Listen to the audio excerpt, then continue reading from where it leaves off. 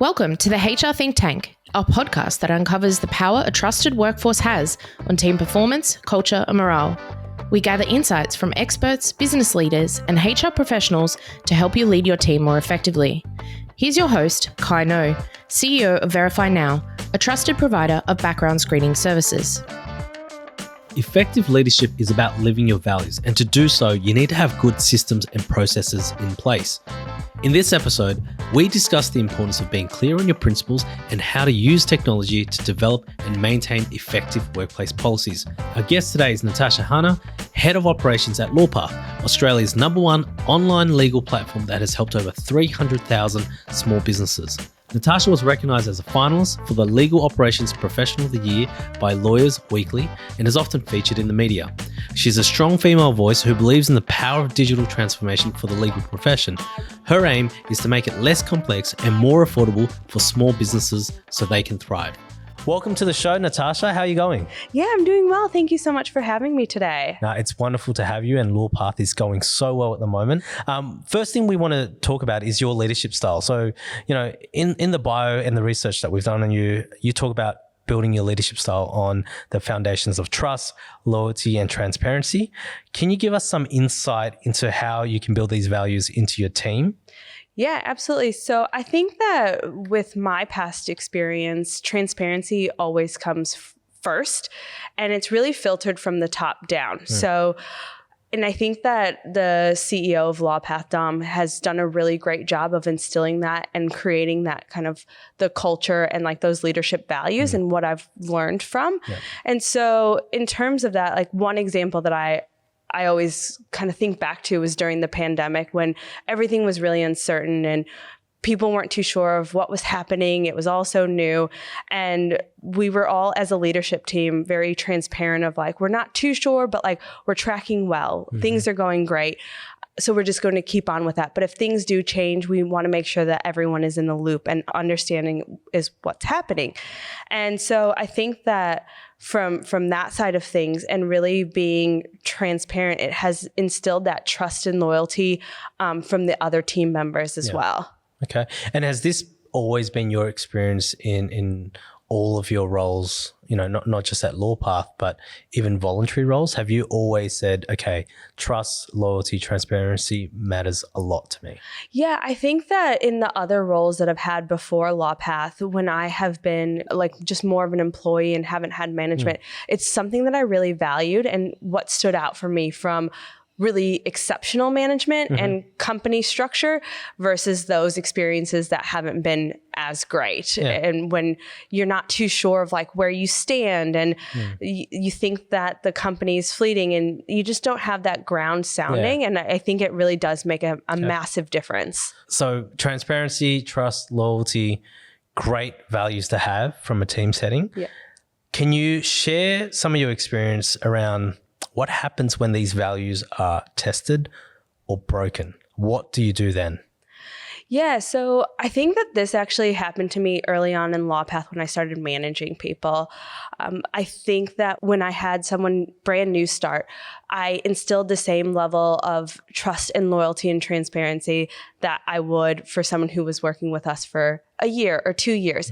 And so I think it's really about taking a step back and for someone that's coming onto the team, trusting that they, like when they first start, that that they were the best person hired from the job. Yeah. And then after a little bit, then it's trusting that they can do that position well. And then finally, like gravitating towards it being that you're trusting them to take on even more responsibility and to progress and move forward. Yeah. And I think that when I had instilled, that really high level of trust, as soon as that person came in, I was expecting them to come to me if they had issues or if they were unsure about things. Whereas when you take that step back, I think that it creates that better relationship from the forefront, and it allows you to move forward and progress in a much better way. You're giving the person rope. You're giving the relationship that flexibility as well, because I think when trust or transparency is broken, you do have to explore the intent of it, right? Like if people have done it intentionally with just terrible intentions, I think that's a different story to when new employees particularly make honest mistakes. Yeah. And I think how we respond as people managers and business leaders will set the tone. Yeah, absolutely. Because that will then create a culture of fear where, oh, I've got to walk on eggshells. I can never make mistakes. Or it's like, look, Natasha's really reasonable. She knows that this happened. I didn't mean to break that trust. And trust takes time to build, but it's also about being given, right? Exactly. So if you continue to give that trust and the person's like, oh, look, I'm getting a lot of good feedback. I've earned my manager's trust. Yes, this didn't work out as well. Yeah. But the trust is not broken. Exactly. It's way harder to overcome once the trust is broken rather than starting off with, an appropriate amount for when someone starts. You definitely don't want to be micromanaging. Like, they were hired for a reason. So you have to trust yourself and trust them that they're capable of doing the job. But over time, it really fosters and grows. And I think that was a really important lesson that I learned in the beginning. And I think this is why the recruitment process is so important, because if you get that right, it gives you the confidence and assurance that, no, this person absolutely is the right person for the job. Let's give them that space for them to learn, grow, adapt to our internal practices, and then let them, get their wings, spread their wings and fly, right? Yeah. Whereas if you clip it too early, for a new starter particularly, they'll be like, oh, this place doesn't trust me. Exactly. I think I've got to go somewhere else. Yeah. And I think in our recruitment process throughout Lawpath, we always say, if it's not 100% yes, it's a no. Okay. Because it's just not going to be a beneficial relationship for Lawpath and the new employee if we're saying like, oh, we think they can do it, because as soon as the employee does some small mistake, which is bound to happen in the first, onboarding period, then it's like, oh, well, we shouldn't have done it. So I think that it really, it's a disservice both for the company and the new employee if you're not 100% sold on that. Yeah, and there's a lot of time that's invested on multiple fronts. Yeah. Right. And this is why we're big fans of having like a holistic recruitment process. So that way you have multiple checkpoints and assurance for both parties to say, hey, this is the right decision for everyone. Let's make this happen. Yeah. So just moving on to talk about company culture. What does it mean to you to build a strong company culture? I think for me, it means everything. It's so important, not only for the people that are currently working for you, but any of the new hires that come in, because I don't have direct relationships with every single person now that comes into the company. But those managers that we've spoken to and the leadership team has really fostered and grown that culture has been able to permeate from those managers down to the new people coming in. And I think that really relates into those values that we spoke about before of like transparency, trust, and loyalty, is that when we have different initiatives such as we do a CEO town hall once a month where all the employees can sit down and write anonymous questions that our CEO answers. And I think it really helps foster not only the culture, but instills those leadership values that coincide with it as well. Yeah, no, that's awesome. I mean, that's something that we implement here, but the questionnaire ones I'll definitely take, because you've been involved with Lawpath since its very early stages. Correct me if I'm wrong, but you were employee number 7, right? Yes. And Lawpath has grown significantly over the last number of years. I mean, how have you seen the company culture grow? Like, obviously you've got your core values, but at the rate that you guys are growing, like how are you maintaining that? Are you keeping those core values, or have you adjusted some of those since you started? We've been able to keep our core values, which I think is really incredible. But I would have to say that it's been intentional along the way. It hasn't just been by a matter of fact and, let's just hope for the best. We've really made an effort, not only for the leadership team, but for people that are longer standing employees, really being an active participant and taking lead in that. So for example, 3 or 4 years ago when I was there, we celebrated Lawpath Pride when there was only, 15 of us. We just did the same thing 3 weeks ago with the 70 employees that we have now. So we haven't lost that, and we've still had the same level of engagement. And I think that that's really testament to, the top leadership team, but then also all the people that really have that buy-in. And it's such a crucial element to our success, not only for a company, but for the cultural side of things as well. Well, I think that stands true for you, and obviously leadership has a significant role to play in terms of cultivating that company culture and reinforcing and modeling that behavior, because sometimes organizations that go through these rapid growth, they lose their way, because maybe for some things get to their head and, changes happen. I want to talk about diversity and inclusion. What do you think the role of diversity and inclusion is for company culture? I think that it plays a massive part, because if you aren't diversifying like initiatives and staff, there's no way people are going to be feel included into the company. And without that, you're going to have people that don't enjoy coming to work, don't really know how to fit in, and a high turnover rate. So for us, it's super imperative. And I think we've done it by doing initiatives like Pride and having different cultural events, but then also implementing really strong policies that we believe in around things like flexible working arrangements, so that parents and people that have, that are taking care of other people outside of it are able to really feel included and able to perform well and be recognized. We're gonna pull that thread a bit more later in this episode as well, because I know I definitely want to ask about it. Both you and I have young children, so I'm particularly keen on that. All right. In terms of diversity and inclusion, is that, so you say you guys are intentional with that? Do you think it's more effective to have a policy around diversity and inclusion, or how does it differ for an organization that is at its early phase, say startup, versus a more established ASX listed company? Yeah, I think that for startup, we didn't have a diversity and inclusion policy, I would say, until about a year ago. Okay. But it was ingrained into us as a company. And I think that was showcased in including different people in different levels of the hiring processes. So it wasn't the same people making the hiring decisions time and time again. It was those that would have interaction with the different people, but on different seniority levels. So that we were able to kind of diversify that.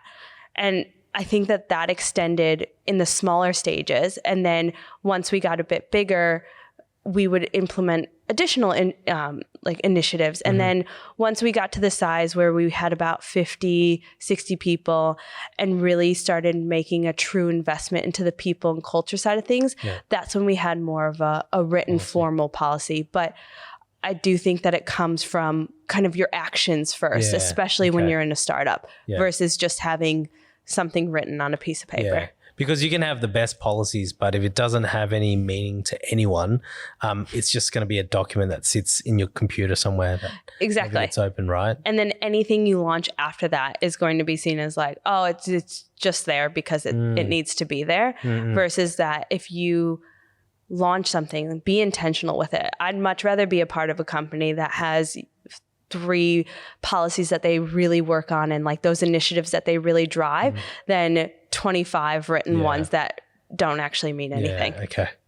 Now, speaking of policies, we want to drill down further into your operations background. Love to get some insights around workplace systems and policies and how you've used technology to make improvements.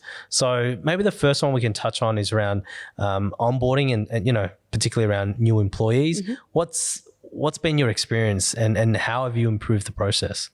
So technology is at the forefront, not only of Lawpath, but everything that we do, from the activities of supporting customers all the way down to the employee engagement. So all of our employee onboarding is done through an HR system where it's automated, really easy to use, and it adheres to all of the legislation that is required for when hiring people. And we made that switch about a year ago, and I can say hands down, if we did not have that seamless onboarding that was run by a system, there's no way we would have been able to hire as many people as we have. What was the process before? Was it more manual? Was it someone driving it? It was all manual. Okay. So that was kind of where I was heavily involved, and it was sending out onboarding schedules, booking in different meetings, making sure that all of the resources were compiled and ready to go for people when they join, versus now we have one HR system where people log in. It starts when we first get them through to the phone interview, like their application, all the way until you're just an ongoing employee. So I hear positive things from I guess the employer side. What's been the employee feedback? It's been really great because they have that level of engagement before they even start with the team, and it makes us as employers like very prompt. Like we respond to every single application that comes in, whether or not you're successful or unsuccessful. That's nice. And I think that as a person that has applied for jobs in the past, it's common courtesy. Like I think it's really nice, but it's not. Not everyone gets it. Honestly, you apply for jobs and sometimes you don't even get an acknowledgement. Yeah. And I think in today's market right now, with the way that it is, I'm hoping employers have lifted their game and actually, talked about responding. Yeah. I just want to take a step back. So, because we drill down specifically around onboarding. Yeah. But what's your general approach or guidance for managing systems and policies and the use of technology? Well, what's your general take on that? Use it. That's kind of the first thing that comes to mind is as a business, like we work with small businesses all the time. And what I say time and time again is focus on the things that you're really great at. Don't be bogged down in spending time trying to draft a policy that by compiling all these different ones that you see on different sites to try to make it into something that you need. Like there's policies that are pre-drafted already out there for you. And that's really why we created Lawpath. So what I would recommend to everyone is just have a look at the policies that we have, specifically the employee handbook, which has 14 policies that are automatically generated based on your business and the responses that you provide. And it's a framework to get you started. And a lot of times that's what you need to really launch into the next stage. I've really got that drilled in, so obviously in startup plan and innovation, everyone talks about the MVP, the minimal viable product, but I did my AICD course this year and they talk about the MVG, which is the minimal viable governance. Yeah. And, and then you can put the building blocks after. Otherwise, if you don't have the expertise and you try to write a policy, 12 months later, you probably still don't have the policy. No. And you've wasted all of your time and what you just value your time. Like that's what I always want to say to people. Like your time isn't free. What else could you be doing to during that time? It's true. So I'm going to bunch the next part up. So this is just tips around keeping policies updated and relevant, but also how do you spread awareness and enforcement of those policies? Yeah. So in terms of keeping them updated, I think that using technology is the way to go. So for us, we have all these policies that are drafted. If any of the laws or legislation changes, we update those policies automatically. We also provide notifications. It appears directly on the platform as soon as someone logs in. So there's no needing to search and be unsure of if laws have changed, if things have been updated. And that's all because we have the technology there to go at scale versus a lawyer that custom drafts every single policy that someone uses. And then in terms of spreading it like widespread throughout an organization, that's something that we did struggle with before, where we would just kind of Slack people, be like, hey, we have this new policy available, check it out. Versus now we really make the effort of announcing it a few different times, of we still do a Slack announcement, but then we also do it on our Friday all hands with the entire company and giving context to not only what the policy is, but why we implemented it. And I think having that why gets a much greater buy-in because it tells the story of why it's there. And I think people remember it more. That's a good point. So just recapping, you said raise it a few times, let people know that it exists, but importantly, give people the context as to why this is established.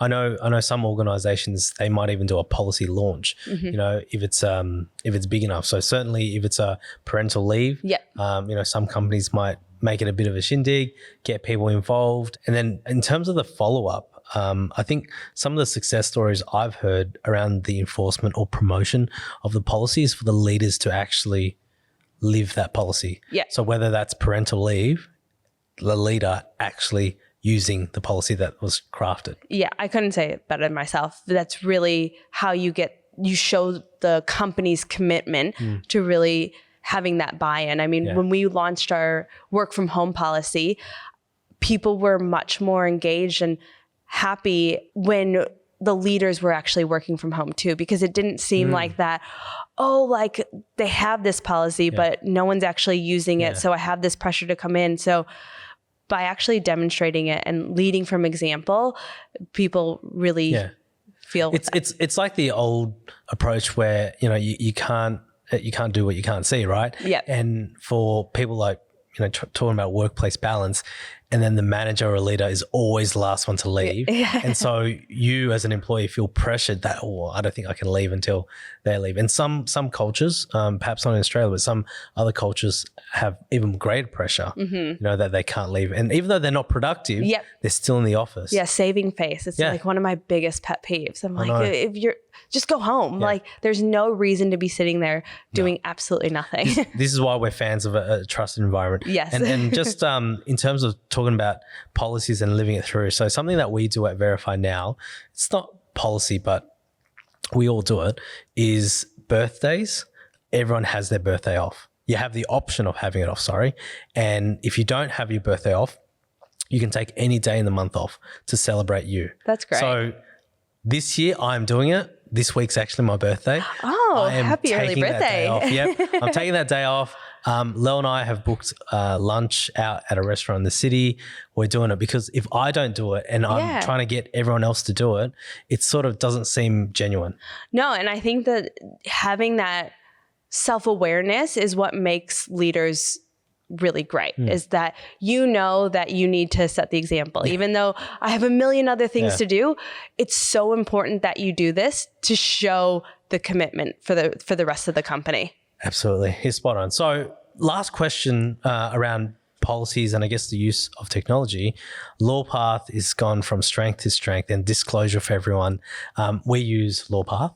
Awesome. And I've used Lawpath for many years now. In my previous runnings of other not-for-profit organizations, I actually used it because we couldn't afford lawyers, right? Eventually, we did get some pro bono legal support, but Lawpath was still a great platform for us because it gave us access to more platforms than, more policies and agreements than we've ever had before. So look, this is not meant to be a sales plug, but I want to ask you, have you got any success stories from your clients around the usage of technology and, policies and agreements that you could share with us? Yeah, absolutely. So, I mean, I actually, being a part of the leadership team, I know I've recommended Lawpath, obviously, to countless people because I truly believe in the product and what we're doing. And we had one of my friend's dad, he got a grant from the government to launch this technology around breast cancer screening. And they were going into a wide range of different markets. And I remember I saw him sign up for one of our plans and engage the lawyer marketplace before I had even spoken to him about it. And once I talked to him, he's like, it's just the easeability of it. It's that peace of mind, knowing that we have things in place for a budget that isn't going to be taking all of the government grant that we got. So And they were able to use it in the twofold approach of not only just getting the customizable documents that we have on our platform to use in Australia, but then when they went to the overseas market, they were able to get engage a lawyer through the Lawpath marketplace to also help with that. And so having it all within one system, it really helped them solve that complexity of having like who to go to. I started here, but I'm not too sure who else to trust or what else I need. But by the plans that we have, we not only have the documents, but also are able to provide that legal advice along the way to give that peace of mind. And it's more cost effective because certainly for small businesses or anyone starting up, capital is at a, premium, right? Yeah. And you've only got so much. I mean, if you went, you went to town with it, I mean, you could spend your whole budget just doing legal stuff and you've actually got no product, no service, no customers. Yeah. And so I think using platforms like Lawpath allow businesses to set up and have that assurance that they've got their bases covered. Exactly. At a reasonable level. Yeah. Because right now there's about 85% of Australian businesses that don't feel like they can access the legals that they need to run the business. And we're there to provide that gap because you don't need a customizable $5,000 shareholders agreement that's drafted by a top tier law firm when you're starting off with $100 in the company bank account. But it's still good to have something in place. Of course. It's still good to set that standard and that agreement between you and your co-founder. And having that like baseline is just always is what I always recommend. Look, you can get lost in the numbers. Oh, yeah. And you can get lost in the Absolutely. detail of setting everything up to be perfect and not actually going out to do anything. Yeah. So I just want to change gears and I want to talk about something we touched on earlier, which is near and dear to both of our hearts, Yes. being parents of young kids. So recently, the New South Wales government have introduced new parental leave legislation, and I know you've done some work in this area. So just to recap, from October, there's no distinction between a primary or secondary carer, which will mean that every parent working in the public sector will be entitled to 14 weeks of parental leave. I just want to get your take on that first, because it's always great to see, a government body rolling this out. So what's your view on it first? I think it's great. I mean, I think that from my personal experience and what I encountered, I love that there is the equality between the primary and secondary caregiver.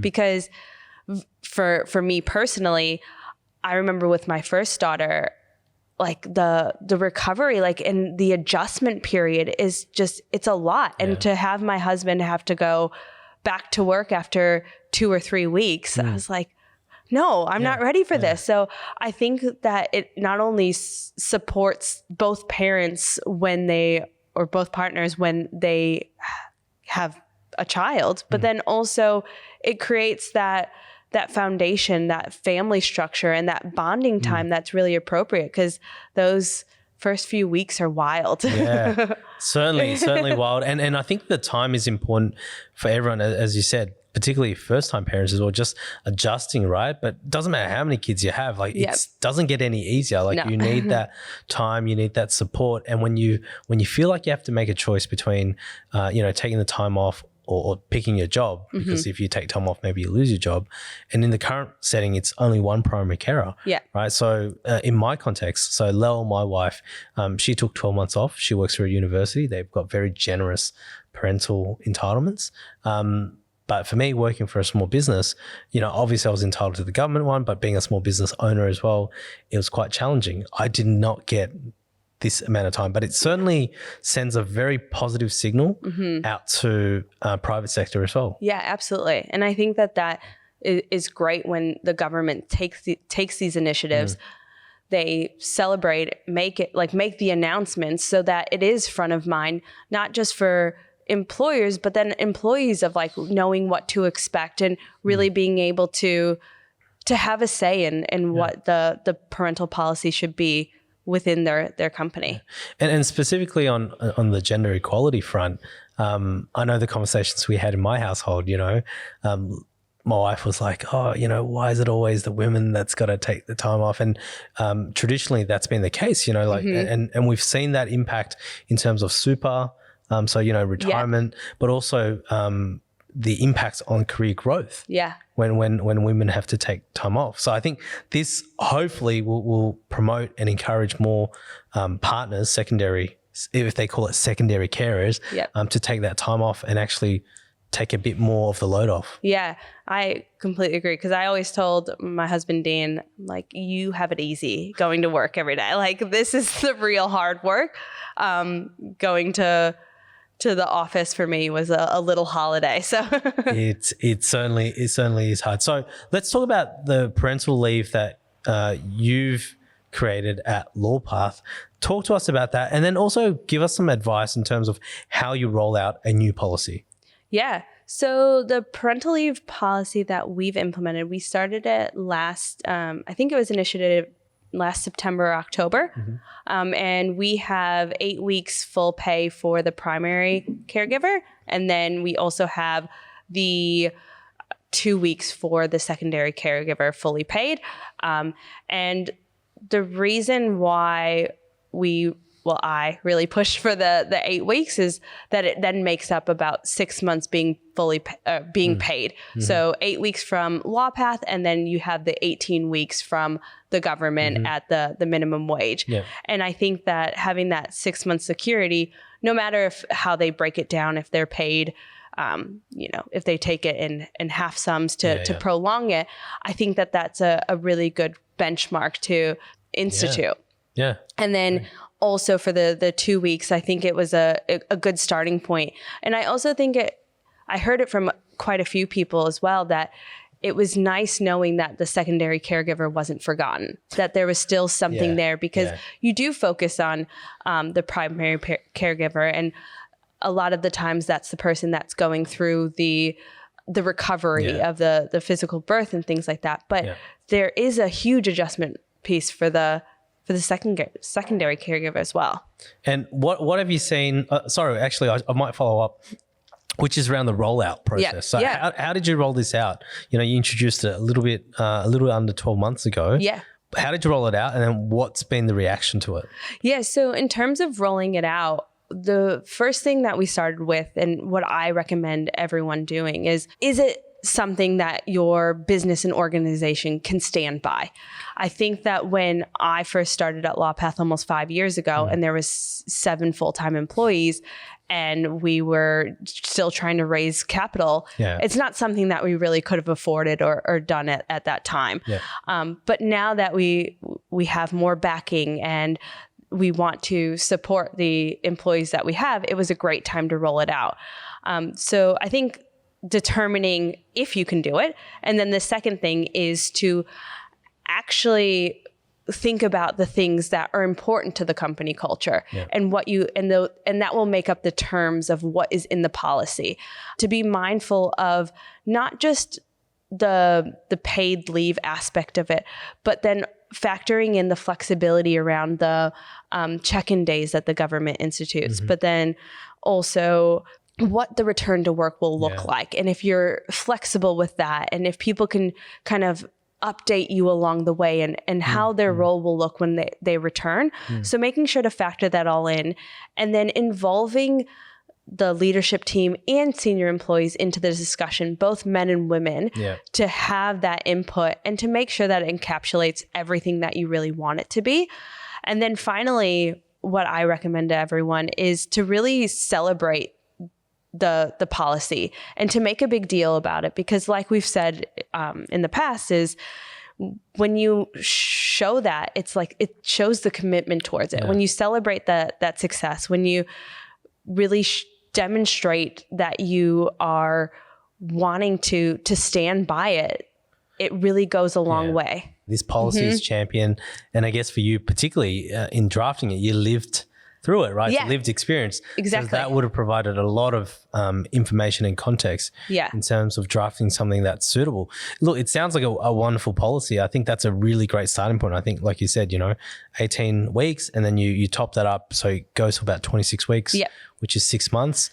I think that's awesome. And one thing I would recommend to people too is make sure to get a policy that makes sense. Don't draft it yourselves. Once again, we talked about it and not even trying to plug in Lawpath, but we do have a policy on the platform. But I did have an experience where a friend had to reach out to HR and decipher the entire agreement.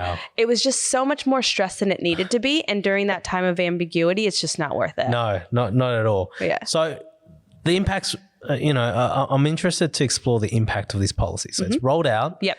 What have you seen, or what do you think will be the impact on staff retention and staff happiness? Well, I can speak on it twofold of people coming to me once the policy was launched, but then also my personal experience once it was. So, I think I was about four months pregnant when we launched it.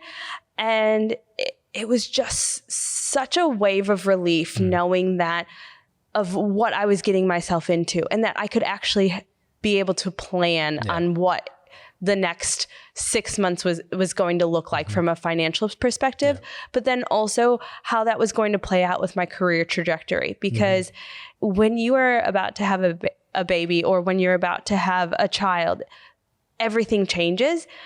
And I don't think that people should have to worry about what work is going to look like or what their pay is going to look like. So having the policy in place for me personally was just such a sense of relief of knowing that that's sorted, not something I have to deal with or look to.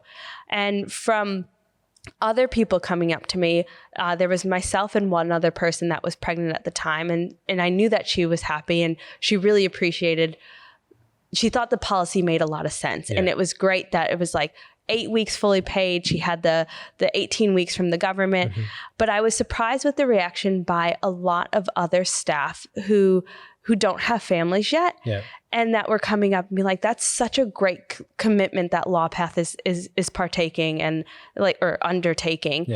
And not just the female employees, but male employees and people that I wouldn't even have thought, because they're so young right now, but I think in their mind, they're like, great, I can have the longevity of being with this company and knowing that this is set in stone and something that I can count on. Well, it sends a signal. It sends a positive signal to employees, who at the moment with the market the way it is, there's a shortage of talent. People are throwing wild offers to get good talent. So I think when you've instilled this as part of the culture and you've got policies that reinforce the culture, employees, it doesn't even need to be just employees, but people can see it. And people say, hey, I'm gravitating towards this and I want to stay here. They're going to look after me. And we've had a great retention rate with staff. And I think that this just solidifies it even more, like doing initiatives like this. And really, I think trying to balance kind of women in the workplace, like that has just been such a strong point for the company, but then for me to really champion as well in the leadership team. I want to ask you one last follow-up question around parental leave. And I think this is more of a personal question, but how have you found managing the balance between being a parent to two young ones and also being a business leader? I don't really think that the balance totally exists, but I think that it's a bit of an adjustment period. And I think that I just had to take a step back and realize to kind of be kind to myself and to know that this isn't going to be forever. But then also it makes the world of difference being alongside other leaders in the business who know what you're going through and who really do care. And I'm right now the only female on the leadership team. Some of the other people on it do have partners and they do have kids. So they understand it. And I think by bringing that into the context, I do have this sense of relief, like, hey, I have to go, my kid's sick for the 8th time and it's only the 5th of the month. I have to go get them. So I think that the balance has been achieved by the company culture, but it's still a back and forth for sure. Because sometimes it can be a struggle, particularly if you're a high achiever, and you always want to excel in whatever it is that you're doing. But the reality is you've only got so much time in the day. And for us, in terms of Verify Now, our motto internally is family always comes first. Yeah. Whatever happens, it's family. Like work will sort itself out. Yeah. And we try to live and breathe that every single day. Most of us actually on the team have children. And I think that helps, particularly from a leadership side, because I remember when I was younger in my earlier careers, unethical, but I've heard people say, people with parents, they're just not as reliable because they've got to duck out and their kids are always sick. And it's like, it didn't detract from the person's performance, but people were ruled out because of this perception of unreliability. Yeah.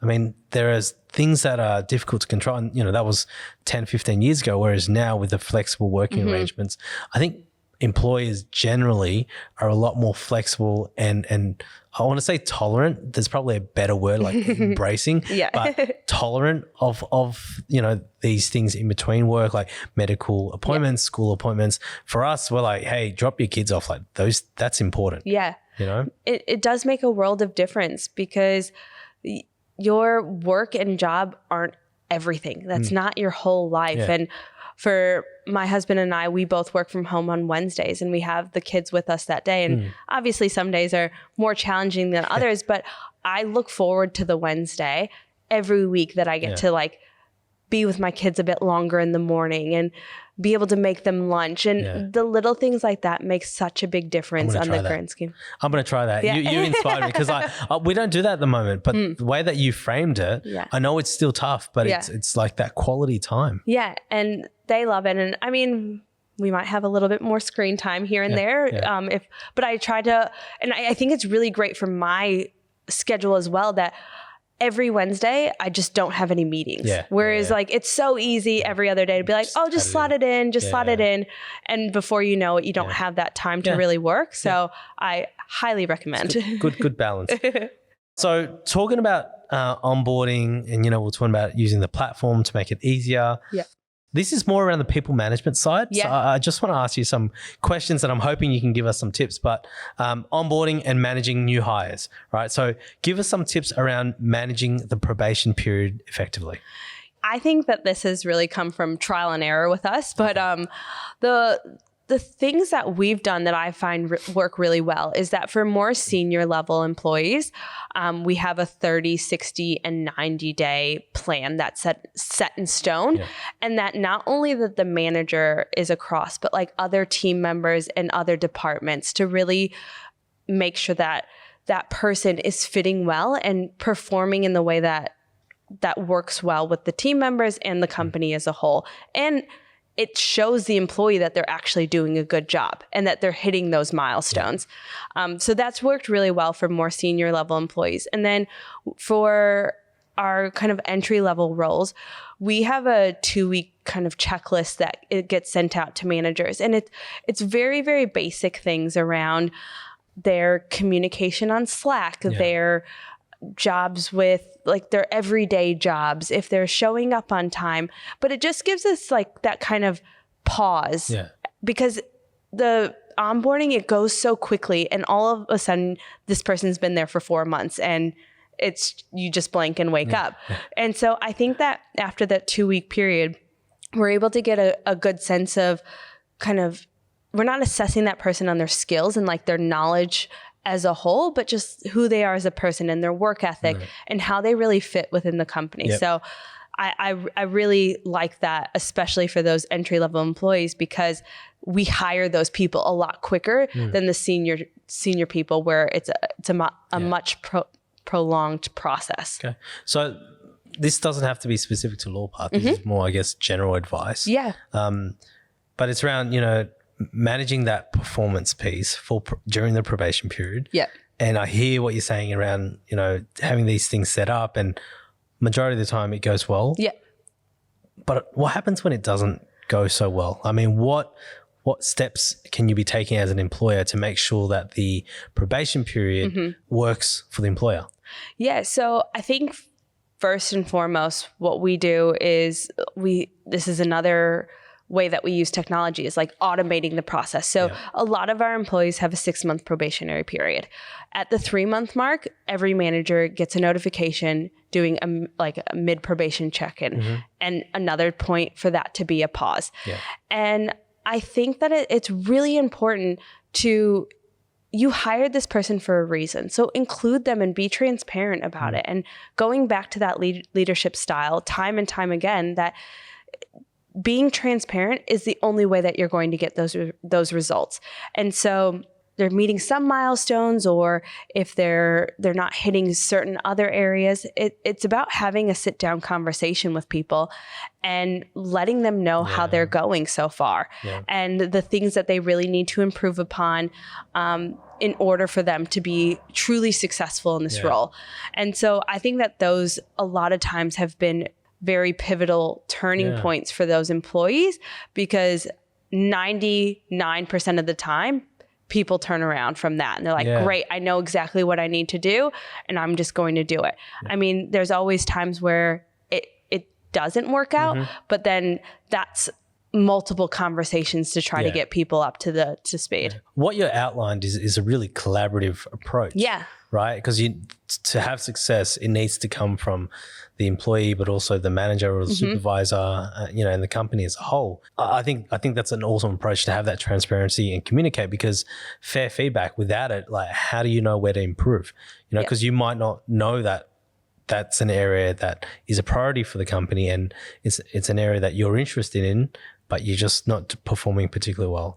So that's really good feedback. And then the other flip side is, sometimes it doesn't work out for whatever reason. And it doesn't mean the person is a bad person or a bad employee, but it just might mean that there are more suitable environments where they can grow and thrive. Absolutely. And I think that that's another thing that we've learned at Lawpath is with the amount of people that we're hiring, there have been times where people have been unsuccessful in another role, but then we have an open position that they fit in perfectly. Like, they're still a great fit for the company, but they just weren't working out in that role. But if you don't have that opportunity to reflect on how they're performing and talking to them to see what other things that they might be engaged in, you're losing those opportunities. And I think the market's just changed. It's not a one-way conversation anymore. Like, we'll release an episode around interview questions, but one of the big ones that we try to do in every interview is try to make sure the candidate's voice is really heard, and it's an equal playing field where they've got to assess if we're the right workplace for them. It's no longer the case where, there's lots of people and not a lot of jobs. It's the reverse at the moment. So. I always think it's a red flag in an interview if they don't have any questions for me, because it is the two-way approach. It's an interview that we want you on board for our company, but then you really need to make sure it's a good fit for you. I think there's been a shift in the power, power balance. So thank you. Thanks for sharing all of this. It's been awesome to, hear this side of your journey and Lawpath's journey. It's been fascinating to hear, and thank you for the tips. I want to move now to the Fast Five. This is where we ask 5 questions, and it's an opportunity for us to get to know you a little bit better. Are you ready to go? Yes, I'm very much ready. Awesome. First one, what was your first job and why did you get it? I worked at a tanning salon back in the States, which I don't really think they have many more of those. But it was really close to my house. It was the old school approach of having we're hiring now on the window, and just went in and applied. And I mean, the business itself, I learned a lot of good things and bad things. Like, you should be paying your electricity bill if you are running a tanning salon. But overall, it was a great experience, and I think it taught me a lot. What's something interesting that's not on your CV? So I studied abroad at Macquarie University. I went from the Midwest to here, and I really, really loved it. So I went back for a year and basically became a university guidance counselor, deciphering through all the credits that would transfer to make it feasible for me to move back. And after a 12-month period, I finished my degree at Macquarie Uni. That's awesome. It's great to hear when, you've loved the experience so much that you're like, I'm just going to finish off my degree here. Yeah. I think I came home the day that I arrived home from studying abroad. I told my mom I'm moving back and she's like, you just got here. Like, I don't want to talk about this right now. You've made up your mind. Yeah. What have you learned about leadership and working on a team that you would want to teach your younger self? So a phrase that I learned probably 2 years ago or now that I really loved, and it's really changed my mindset, is that just because something's not your fault doesn't mean it's not your responsibility. And I think that really changed my mindset, not only of taking ownership over other people and the mistakes that they made, but then also not being so hard on myself of like, oh, I caused this, like this was all on me. So I think it really sets the tone and shows kind of good leadership qualities of that you are taking that responsibility of the team, but then you're able to have that kind of barricade that it doesn't become all consuming for you personally. Provide a highlight from working in a trusted team. So I think that from my memory, like one that really sticks out at Lawpath was after we did our first massive capital raise. We raised $1.6 million. I think it was back in 2017. And there was a small team about, I think there was like 12 or 14 of us. And I just remember when everything was signed, we had this huge gong in the office that Dom, the CEO, hit. And I just remember all of us being so proud of the accomplishments and knowing that we each played a significant part in getting there. It's been unparalleled to anything else that I've had. So, and they're the moments that I think really encapsulates a high trust team because you can truly celebrate as a team. Yes. Yeah. Right? I always use this analogy in our team. I play soccer or football. Some people like to call that. But I say when we score a goal, doesn't matter who scores it, I want everyone to run to the corner and celebrate together. Yeah. Like I don't want, just the goal scorers to celebrate because it was a, win-lose situation. I want it to be a win-win-win situation. Yeah. So that's something that always sticks in my memory. What would you like your legacy to be? I want my legacy to be supporting women in the workplace. I think that I think it's evolved over the last 5 years, but being in the tech industry, it has been more male dominated. And I think that my experiences have really allowed me to speak up, but that wasn't always the case when it first started. And I think that it's so important for that to be championed by other people. And I really want that to be fostered. And for all the people that I've managed and all the people that I've worked alongside, that they know that I'm really supporting women and their experiences and what they want to do, not only with the company that I'm at now at Lawpath, but even far beyond that.